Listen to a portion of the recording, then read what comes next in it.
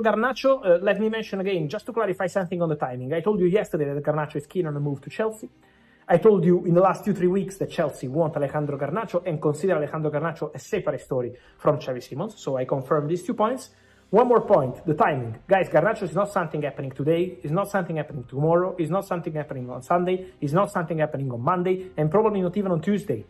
Garnacho to Chelsea. It's going to take some time before they enter into that, because they have to sell players, because they want to find solutions for some of their players before signing more and more. So there are some steps to do. And also the valuation of the player is going to be important. How much Man United want, how much Chelsea want to offer. So timing for Garnacho is relax. It's not this weekend, it's not probably Monday, it's not even Tuesday. It's going to take some time. If Chelsea and Man United will be able to find an agreement. For sure, Chelsea are keen on Garnacho, and Garnacho is keen on Chelsea. That's for sure. Then you need to reach an agreement, and at the moment we are not even at the negotiation stage. And then, guys, on Xavi Simons, today, some messages from the player, removing Red Bull Leipzig from his Instagram bio. So, quite a clear message. Someone said, but no, this is not a transfer message. It is a transfer message. Xavi Simons wants to go. Xavi Simons doesn't extend the contract. 2 years left on his contract. He's not going to sign a new deal. So he's sending quite a clear message. He doesn't want to stay at Leipzig. He wants to go. Chelsea are in very advanced talks over personal terms, as I always told you, so it's not a problem. Xavi Simons wants to go to Chelsea, for sure. So now, the 2 clubs remain in direct contact. The 2 highest people at the club on both sides, Red Bull, Group, and Chelsea, discussing on the transfer fee. The negotiation continues. Then, of course, this is going to be about the numbers, about the money. But Chelsea remain in conversation for Xavi Simons. I maintain my stance that Chelsea wants Xavi Simons. Chelsea are expected to go strong for Xavi Simons. The verbal conversation is advanced, waiting for the formal steps. But now the player is playing his part.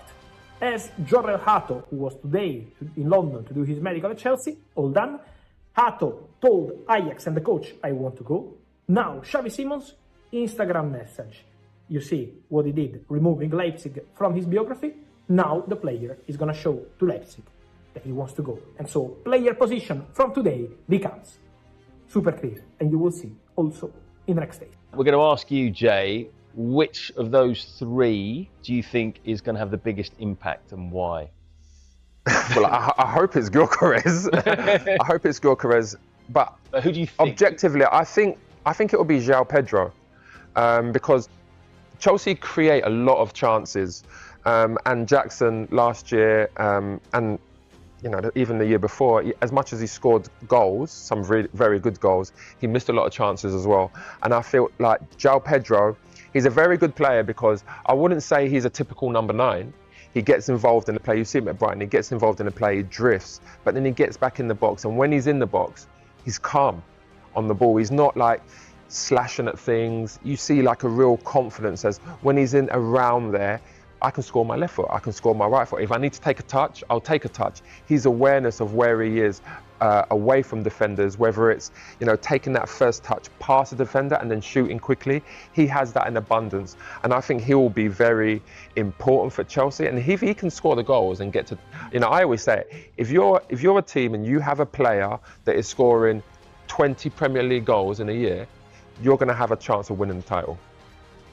Gyökeres has scored the most goals out of those 3, but is he the one who's making the biggest step up? Is there the sort of biggest question mark over him? Yeah, yeah. As much as, you know, I'm really happy to see that we have signed a number 9, but there are questions about Gyökeres because, you know, a lot of his goals last season were against like bottom half teams. Obviously, there was a lot of penalties as well. I think the way he played at Sporting is going to be different to the way at Arsenal. He's not going to be able to be running kind of, I wouldn't say channels, but down the sides of, you know, in between fullbacks and centre halves, because a lot of teams will just sit off against Arsenal and, you know, kind of say break us down. So he's going to have to evolve his game.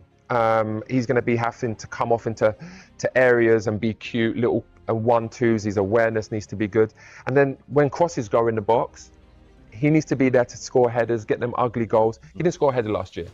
So that will be the questionable things, but there's no doubt, you know, he's a physical specimen. He's strong, he's fast, and when the balls do get played over the top, yeah, he's powerful and he has scored some unbelievable goals as well. You mentioned the difference in styles as a forward. I mean, like you said there, at Arsenal, it will be different to Sporting Lisbon. You often play teams, they play in a different style. They'll often play against teams who sit back in a deep block. So as a forward, how do you adapt to that? And how do you think he'll find the Premier League? That's a very good question. I think he's going to find the Premier League very hard. I mean, it's no disrespect to the Portuguese league, but I think by Opta, I think the Championship is rated higher than the Portuguese league. And, he done all right at Coventry, scored some important goals, but ultimately, when you come and play in the Premier League, you're playing against top-class defenders every single week, pretty much. They're all fast. They're all strong. So, that kind of physical battle that you might have the edge over in the Portuguese league, you don't have that in the Premier League. So then what do? You have to use your football IQ. You have to be cute around the box. The way teams will play, like I said before, against Arsenal, a lot of teams will sit off. So Hato and Xavi Simons set to join the club. Talks with both Ajax and RB Leipzig have progressed rapidly, and the Blues have now reached advanced stages of negotiations for both players. Personal terms are understood to be fully agreed, and the final details are being sorted before official announcements are made. Xavi Simons is expected to bring creativity and attacking quality to Chelsea's midfield, while Joel Hato will strengthen the defensive line with his pace and intelligence. With Enzo Maresca pushing for these key additions, Chelsea fans can expect the club to announce both signings very soon as preparations continue for the upcoming season.